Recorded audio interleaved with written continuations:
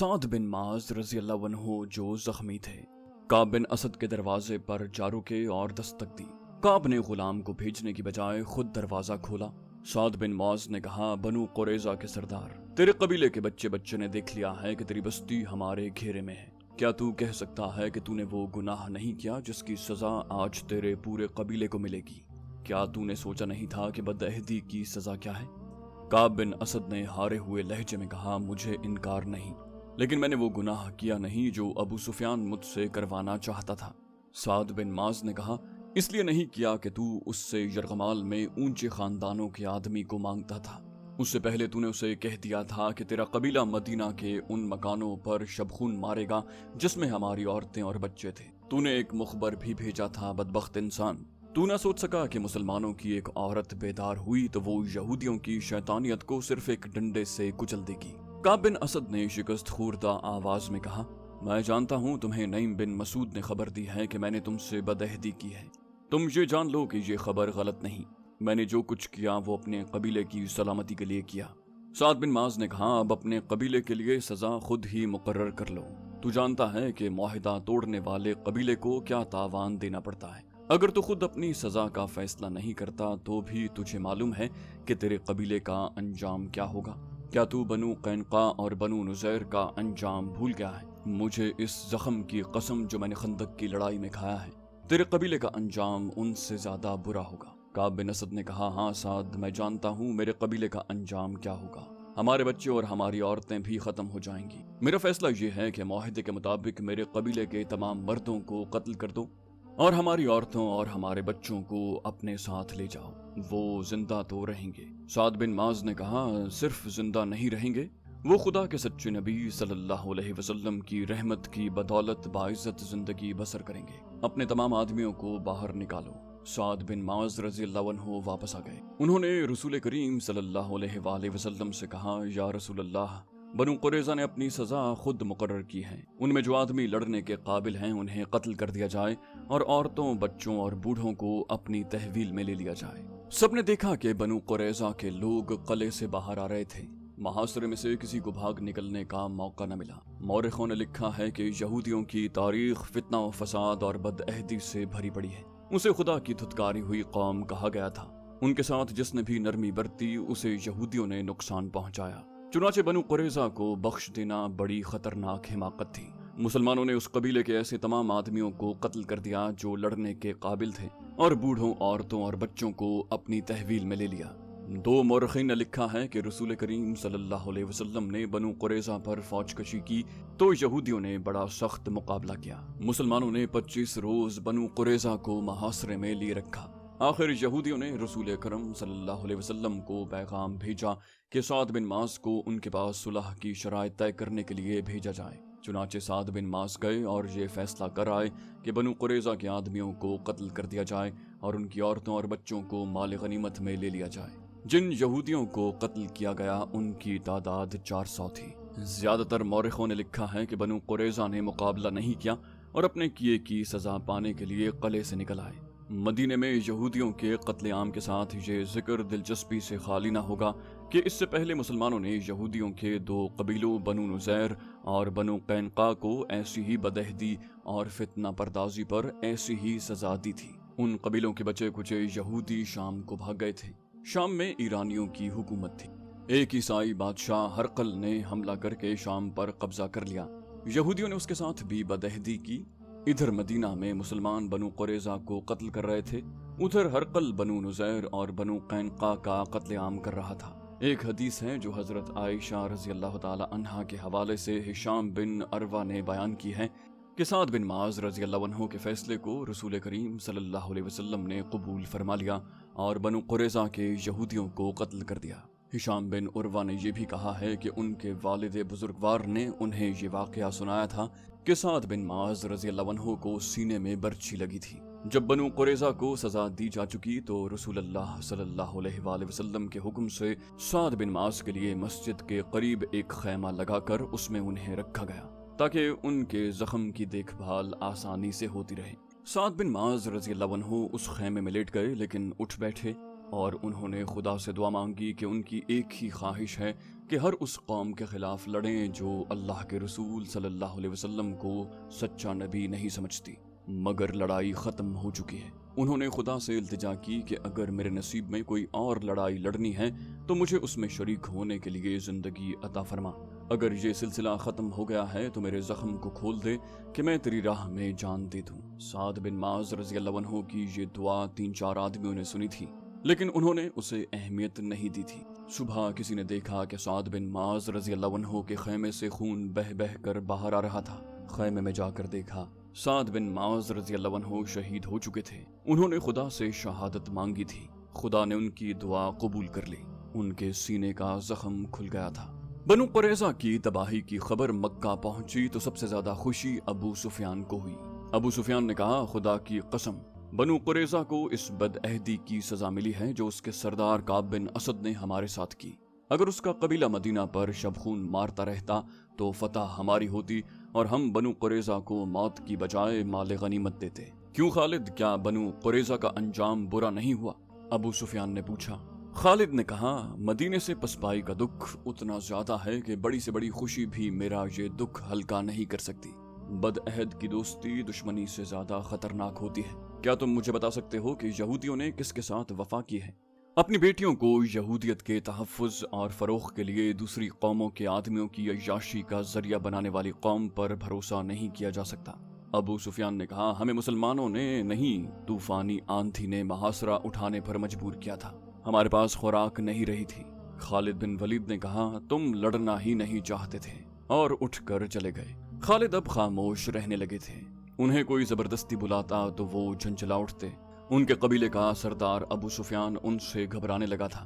خالد انہیں بزدل کہتے۔ خالد نے اپنے آپ سے عہد کر رکھا تھا کہ وہ مسلمانوں کو شکست دیں گے، لیکن انہیں جب میدان جنگ میں مسلمانوں کی جنگی چالیں اور ان کا جذبہ یاد آتا تو وہ دل ہی دل میں رسول اکرم صلی اللہ علیہ وآلہ وسلم کو خراج تحسین پیش کرتے۔ ایسا عسکری جذبہ اور ایسی عسکری فہم و فراست قریش میں ناپید تھی۔ خالد خود اس طرز پر لڑنا چاہتا تھا، لیکن اپنے قبیلے سے انہیں تعاون نہ ملتا۔ آج جب وہ مدینہ کی طرف اکیلا جا رہا تھا تو اسے مارکہ خندق سے پسپائی یاد آ رہی تھی۔ اسے غصہ بھی آ رہا تھا اور وہ شرمسار بھی ہو رہا تھا۔ اسے یاد آ رہا تھا کہ اس نے 1 سال کس طرح گزارا تھا۔ وہ مدینے پر ایک اور حملہ کرنا چاہتا تھا، لیکن اہل قریش مدینہ کا نام سن کر دبک جاتے۔ آخر اسے اطلاع ملی کہ مسلمان مکہ پر حملہ کرنے آ رہے ہیں۔ اسے یہ خبر ابو سفیان نے سنائی تھی۔ مسلمان مکہ پر حملہ کرنے صرف اس لیے آ رہے ہیں کہ ہم نے ثابت کر دیا ہے کہ قبیلہ قریش محمد صلی اللہ علیہ وسلم سے ڈرتا ہے۔ خالد نے ابو سفیان سے کہا، کیا تم نے اپنے قبیلے کو کبھی بتایا ہے کہ مسلمان مکہ پر حملہ کر سکتے ہیں؟ کیا قبیلہ حملہ روکنے کے لیے تیار ہے؟ ابو سفیان نے کہا، اب اس بحث کا وقت نہیں کہ ہم نے کیا کیا اور کیا نہیں۔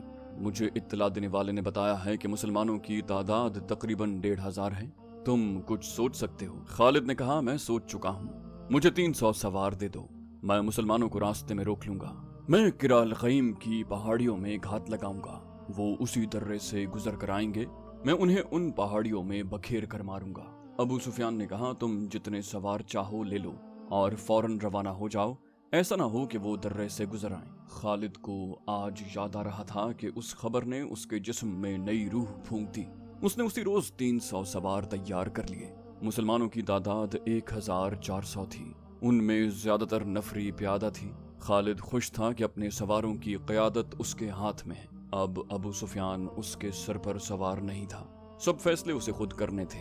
وہ مسلمانوں کو فیصلہ کن شکست دینے کے لیے روانہ ہو گیا۔ خالد کچھ دیر آرام کر کے اور گھوڑے کو پانی پلا کر چل پڑا۔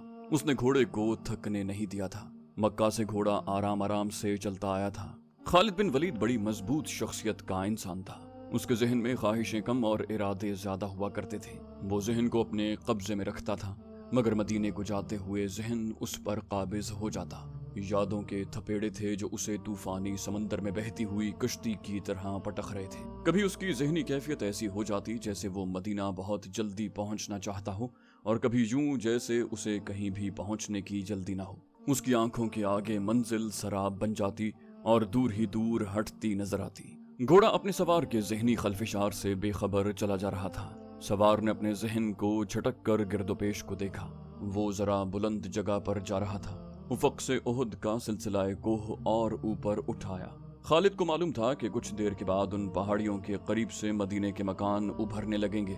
اسے ایک بار پھر خندق اور پسپائی یاد آئی اور اسے مسلمانوں کے ہاتھوں 400 یہودیوں کا قتل بھی یاد آیا۔ بنو قریظہ کی اس تباہی کی خبر پر قریش کا سردار ابو سفیان تو بہت خوش ہوا تھا، مگر خالد بن ولید کو نہ خوشی ہوئی نہ افسوس۔ خالد بن ولید کو خیال آیا قریش یہودیوں کی فریب کاریوں کا سہارا لے کر محمد صلی اللہ علیہ وسلم کے پیروکاروں کو شکست دینا چاہتے ہیں۔ اس نے اپنے ماتھے پر ہاتھ پھیرا جیسے اس خیال کو ذہن سے صاف کر دینا چاہتا ہوں۔ اس کا ذہن پیچھے ہی پیچھے ہٹتا جا رہا تھا۔ گھنٹیوں کی مترنم آوازیں اسے ماضی سے نکال لائیں۔ اس نے دائیں بائیں دیکھا، بائیں طرف وسیع نشیب تھا۔ خالد اوپر اوپر جا رہا تھا۔ نیچے 4 اونٹ چلے آ رہے تھے۔ اونٹ ایک دوسرے کے پیچھے تھے۔ ان کے پہلو میں ایک گھوڑا تھا۔ اونٹوں پر 2 عورتیں، چند بچے اور 2 آدمی سوار تھے۔ اونٹوں پر سامان بھی لدا ہوا تھا۔ گھڑ سوار بوڑھا آدمی تھا۔ اونٹ کی رفتار تیز تھی۔ خالد نے اپنے گھوڑے کی رفتار کم کر دی۔ اونٹوں کا یہ مختصر سا قافلہ اس کے قریب آ گیا۔ بوڑھے گھڑ سوار نے اسے پہچان لیا۔